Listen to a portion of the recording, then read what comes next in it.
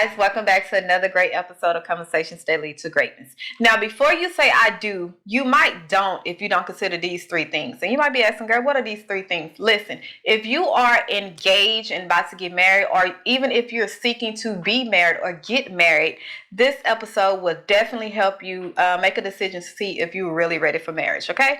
So to find out those three things, let's get into it. This is Conversations That Lead to Greatness.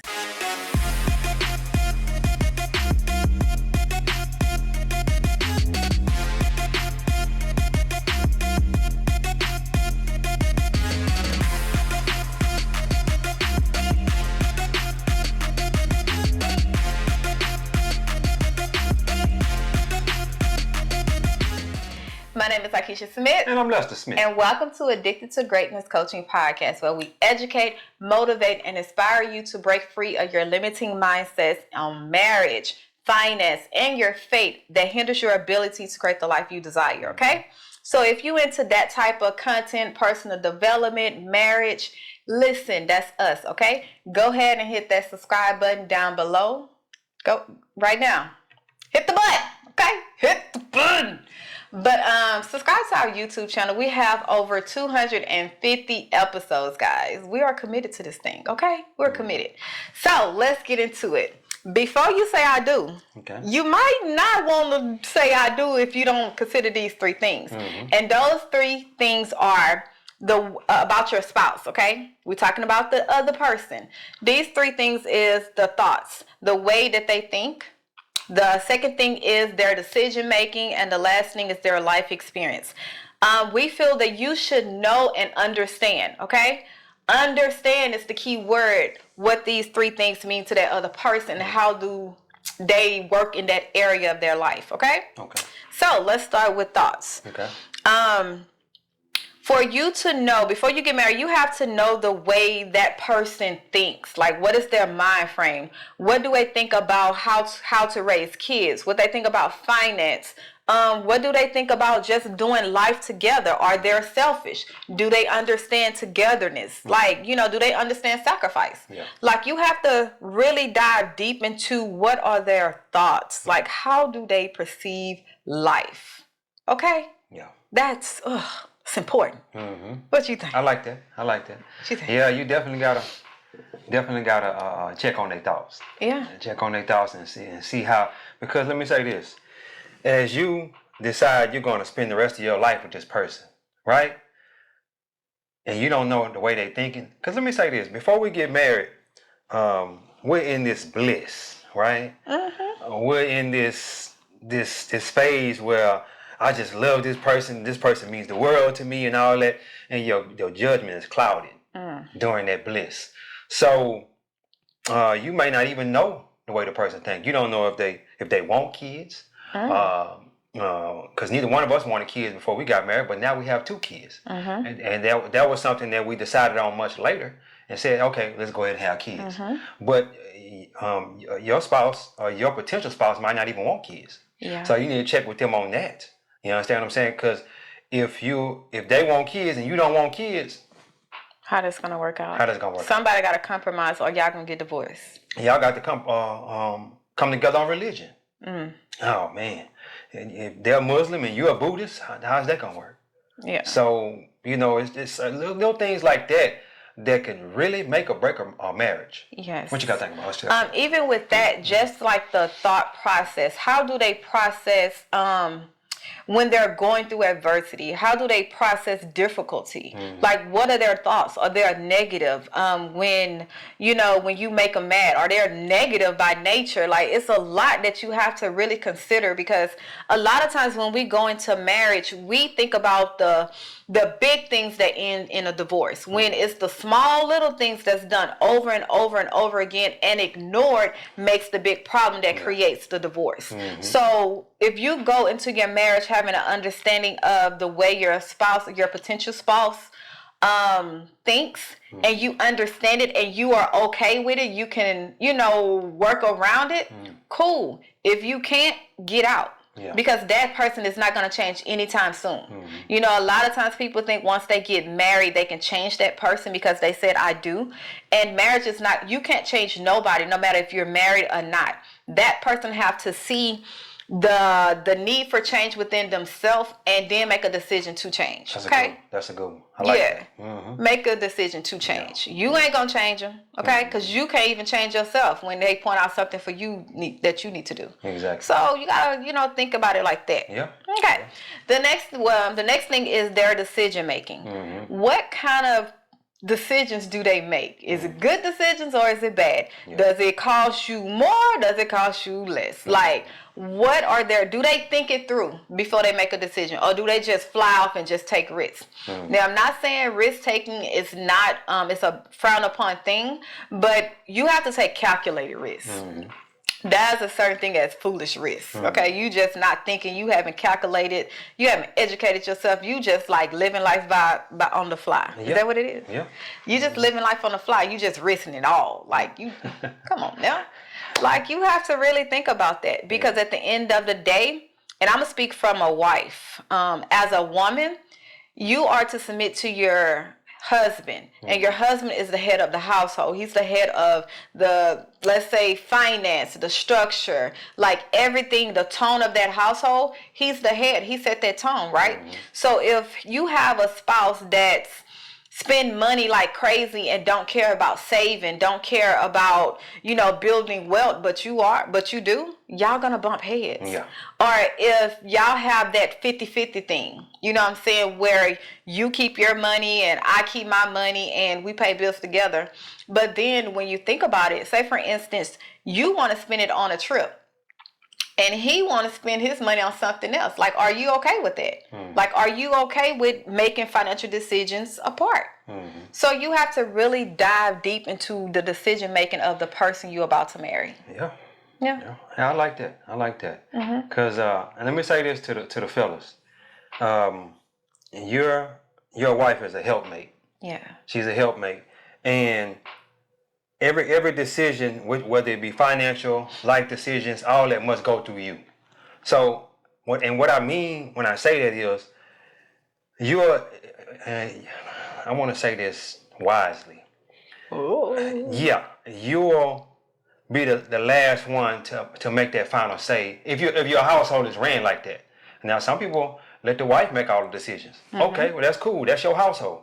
But in our house, the way we do it is the final decisions are made through me. You understand what I'm saying? And that's the way it's supposed to be done. Okay? So, I don't want to step on any toes when I say this. Oh, Lord, you scared me now. What you gonna say? I don't want to step on any toes when I say damage this. Control.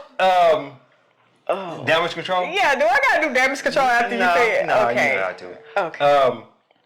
You have to, ladies, you have to know if you're dealing with an alpha male or not.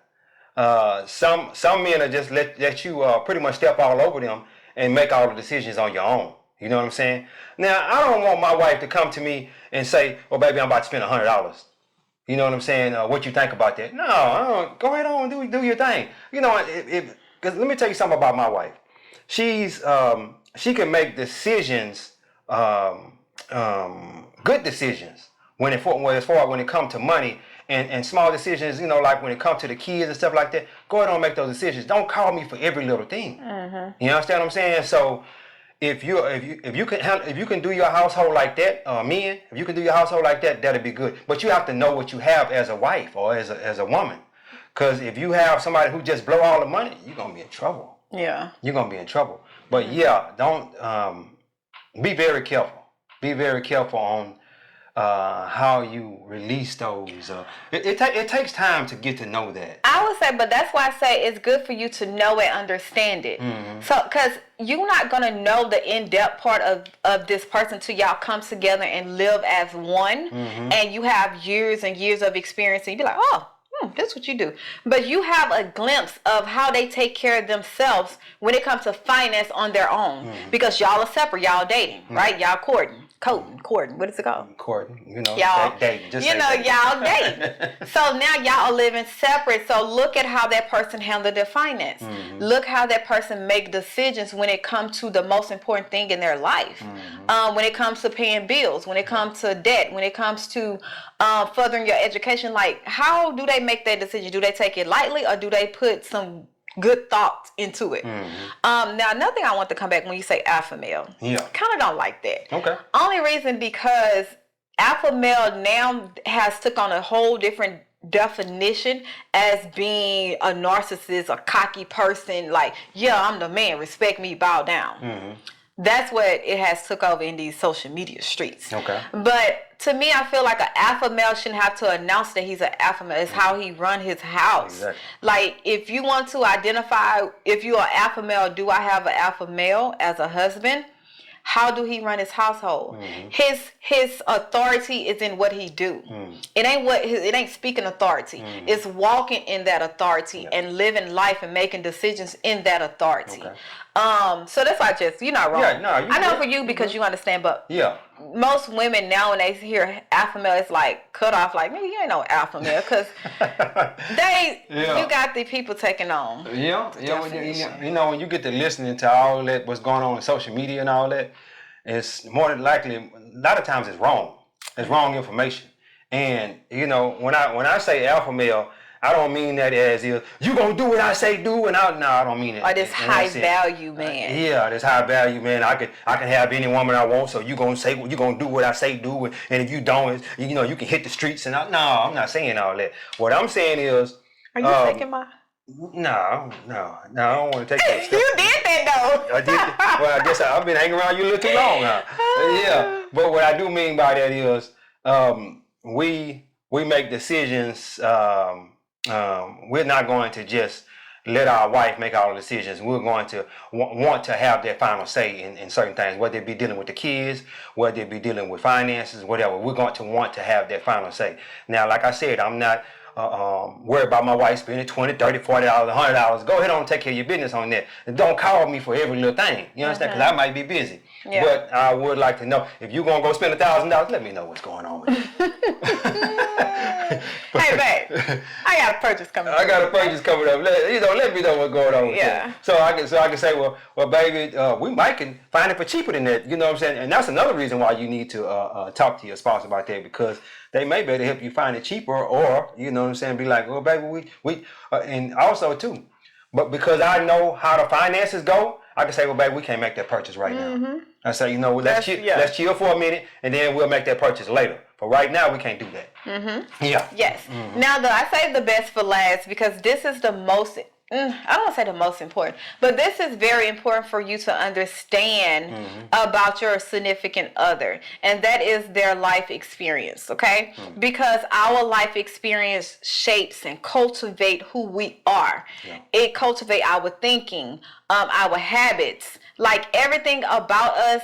It cultivate and develop us in that, okay? So it's a lot of times like you can see a person's personality through their life, their life experience. And what I mean by that, if you have a person that always been in the spotlight, always was like, haha, look at me, haha, look at me. That's their personality as they grow up. Like, it's like, haha, look at me. They want to see. They want to be seen. And you know what I'm saying? They in your face. Yeah. But if you have a person that was ignored, was, you know, kind of shoved to the side, they reserve that to themselves. Their personality is not bubbly. That you might think that person is conceited or bitch because they're quiet, you know? So... yeah.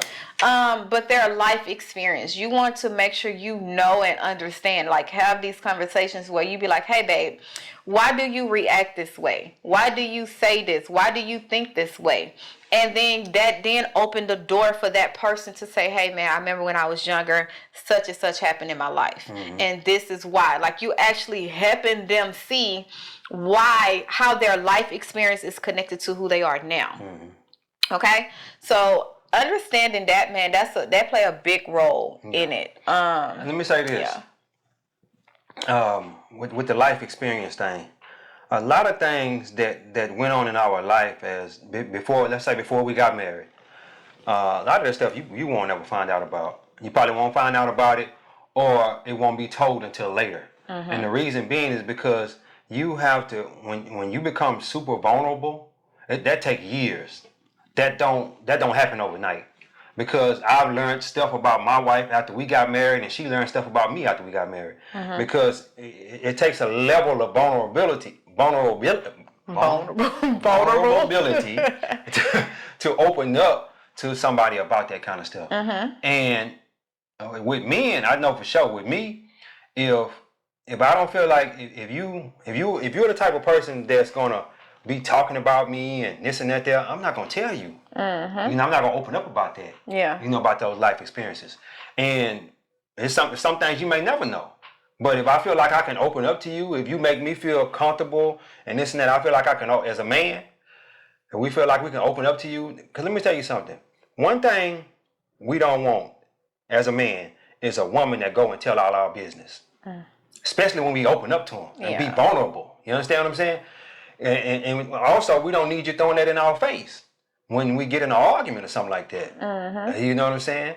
I don't know what that is for you, you know what I'm saying, as men, but it's kind of hard to be vulnerable towards a woman. So just don't push. As a woman, don't push. As a man, don't push. Don't push them too hard to open up and tell you things, because more than likely it's probably not going to happen in the beginning. They may open up about some things, but for the most part, they're not going, unless they feel like they can be super vulnerable with you. Yeah, and that's when that level of trust comes.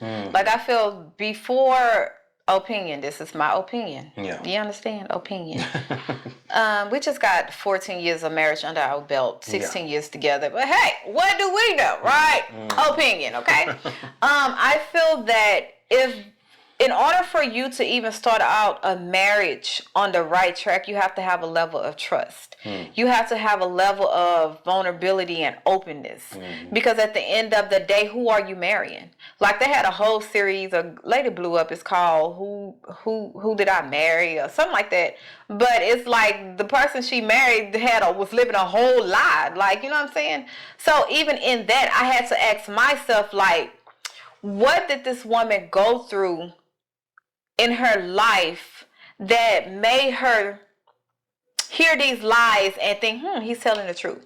Because when you hear the lies that she told, everybody else from the outside in be like, how did you believe that? You see what I'm saying? So that's what I mean about life experience. Like that would show up in your... Is that on TikTok? Yeah. I think I seen it's like a 90-part series. Just seen it yesterday. No, it's like 90 parts. Okay. I seen this one woman, and she was talking to the man about something about some money or something like that. And her name is Reese something. Reese.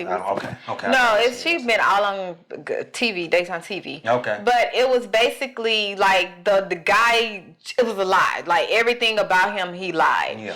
And a lot of people was like, yeah, man, you know, dudes lie. But we all lie.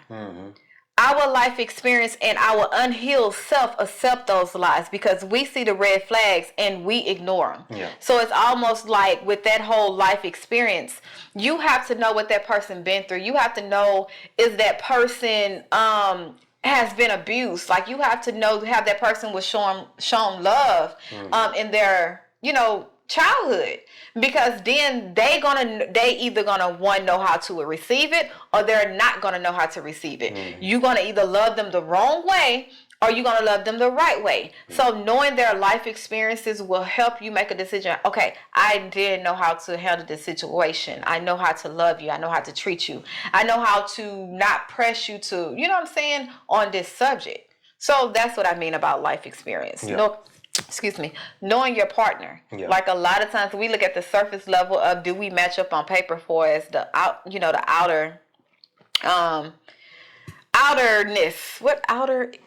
That whatever. Like do we make the money, how we look together, what people think, are we fun, are we gram worthy, social media worthy? We look at all of that and not understand that when all of this is off and it's just you and this person behind closed doors making decisions and for your family and your life, it's only y'all. Yeah. So you're gonna have to like each other. If you don't love, not all the time, but wrong. You're going to have to love each other because you're not going to like each other all the time. Exactly. Okay? I'm glad you got that right. Yeah, I do. You know, I was about to When cut I you said it didn't make sense. So that's why I was like, no, that ain't right. Yeah. And then you have to be willing to compromise. So once you know and understand the way the person thinks, their thoughts, the way they make decisions, like how they're processing and their life experience, now you have an understanding that, hey, can I compromise on these things?